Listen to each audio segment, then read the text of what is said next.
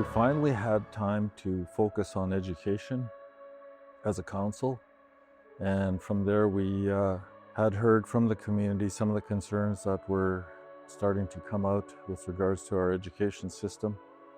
The main one being the student performance and the lack of having capable students coming out of our grade 12, our high school program. So we started with a school evaluation. We requested that be done. An evaluation was carried out, and we focused on instruction and what things needed to happen before we could elevate the grade levels of our students.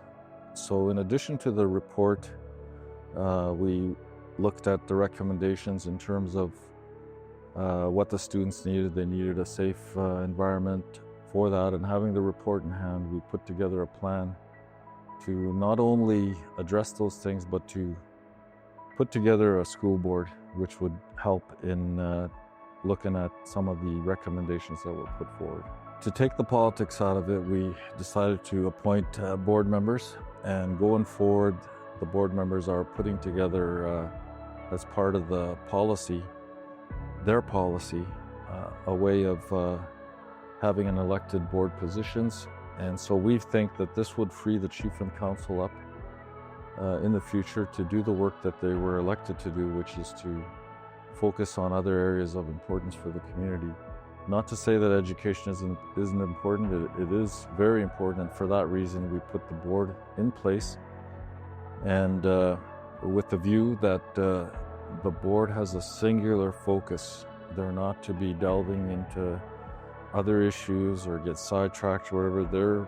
Their mandate is to make sure that we put things in place which will increase the chances for our students to come out at the other end of the system as being qualified and being capable to do the work that they're going to be looking to go into as part of their career decisions that they make.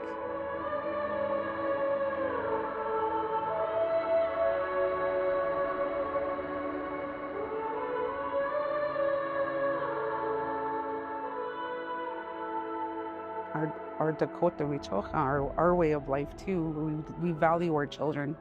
They are our future.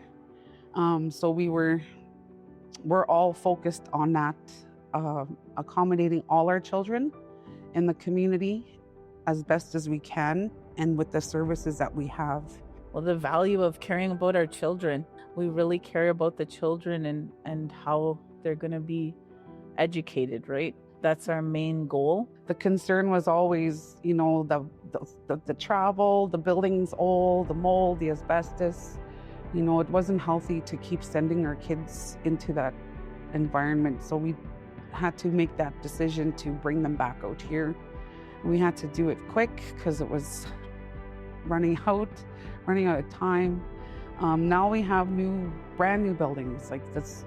Every one of them is going to be new, clean, built codes. We're not going to have to worry about none of those things anymore that we were worrying and stressing about with the high school.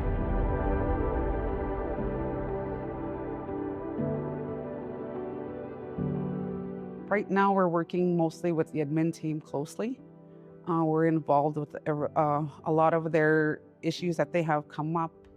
We do plan to meet all the teachers and discuss with them anything, challenges they may have that we can help address. We've got a pretty good board of ladies that work in the community in different different programs and services.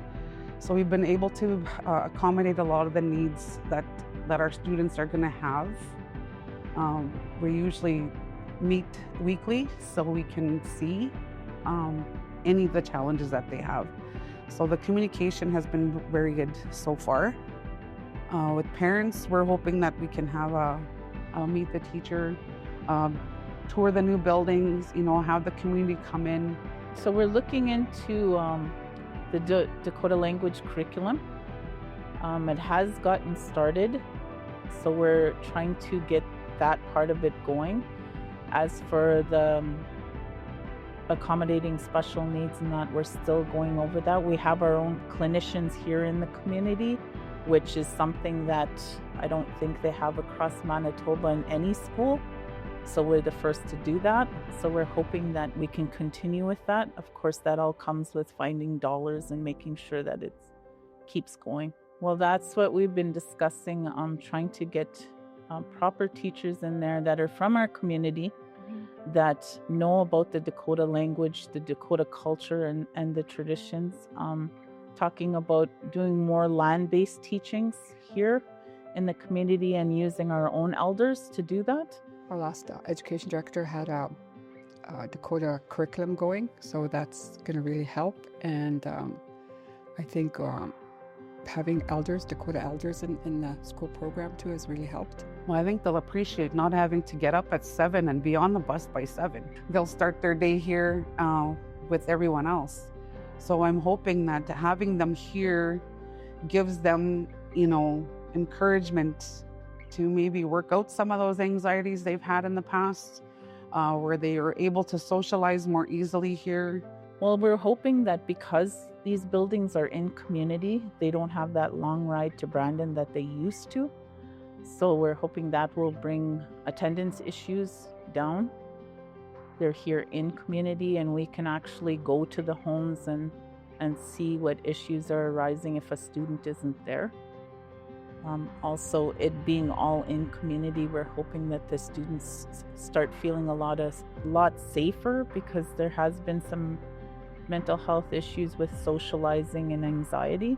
So we're hoping that will help in that, and having our mental health team on staff not too far from these buildings, hoping that will help too. Right now we're looking into some kind of new data system so that we can keep attendance issues, anything that arises will be in that system. Also hoping that the teachers and the staff are keeping regular notes, making reports, using anything we can to make sure that we have that type of case management for each student, so that will follow them through the grades. Well, the data itself is going to tell us, what still needs to be done and what still needs to be improved upon. And we're relying on our teaching staff and our admin staff to keep us aware of those needs and those changes. We can have parents coming, volunteering time too as well. Parents are always welcome to come in, always. If you feel you want to come in and check how your child is doing, that door has always been open. There's nothing to say that they can't come and see their children at the school and have, honest conversations about marks and what needs need to be met. Well, we're hoping to have a meeting with the parents and guardians. We're hoping that we can have open discussion with them to get their ideas on what more they'd like to see. Those things have to come from them. We could only do so much. So we're hoping that those meetings will bring out more ideas for even programming, if they want to see different programming. So it's important that they do attend, because it's for them. It's for them to succeed. And parents need to support that and get their students up and get them ready for school. And, give them that support and, give them that hug when they get home too, and say, did you have a great day? How was your day? There really needs to be a good involvement from the parents for students to succeed. The students need support. I mean, they need to have that support at home as well as in the school. Time and time again, data has showed that if they don't have the support at home, then the student has a lot of issues within the school. I would like to see a new gym built for our high school.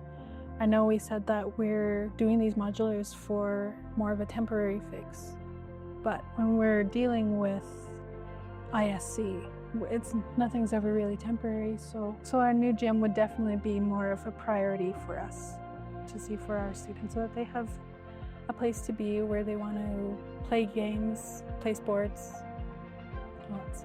View education as the top priority for our community and getting our students to achieve at a higher level, because it's critical right now. We've been in self-government for 10 years. We need to have the capacity to do some of the work ourselves locally.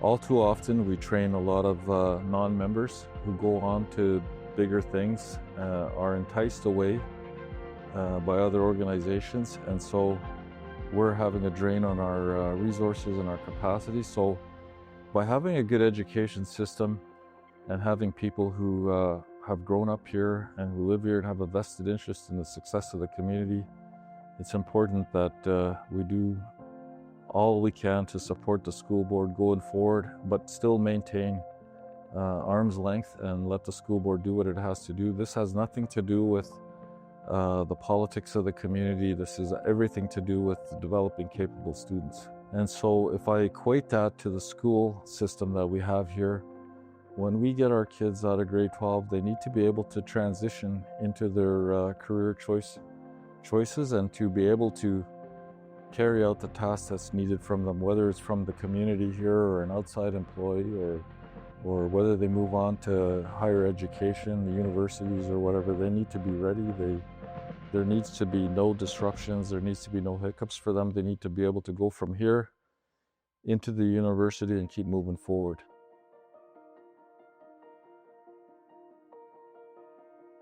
Excellent, fun, cheerful, a lot of students succeeding, graduating. I hope it looks successful. I hope we have students that, continue on to post-secondary and succeed at it. I'm hoping, we may have to expand. We don't know what numbers are going to be like in 5 years. We might have to work on, accommodating those numbers in 5 years now. With a lot of graduates, hopefully a lot students choosing to go to post-secondary education and go on to ACC and U of M and those places and being more successful.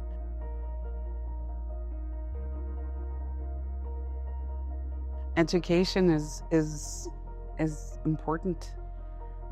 It's important for all their lives. Like, you have to have your education to get good jobs anywhere now.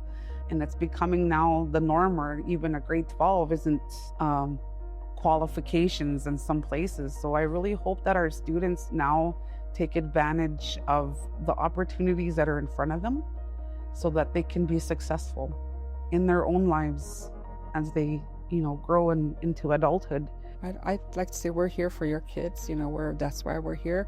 If not for your kids, we wouldn't be aboard. There wouldn't be a board. So we're open to anybody to come talk to us, ask us questions. We hope that we can create that open door policy with the school, and we hope that we can make a brighter future for our kids here in the community. I mean, we say that the youth are our future, and they are. They're the ones that are going to be looking after us when we're elders. So there's a lot of areas that we need those educated students. We need them in financial, we need them in all different governing. Because this community is self-governing, we need all of that to come from the membership here. And I have a lot of hope that our children can do that.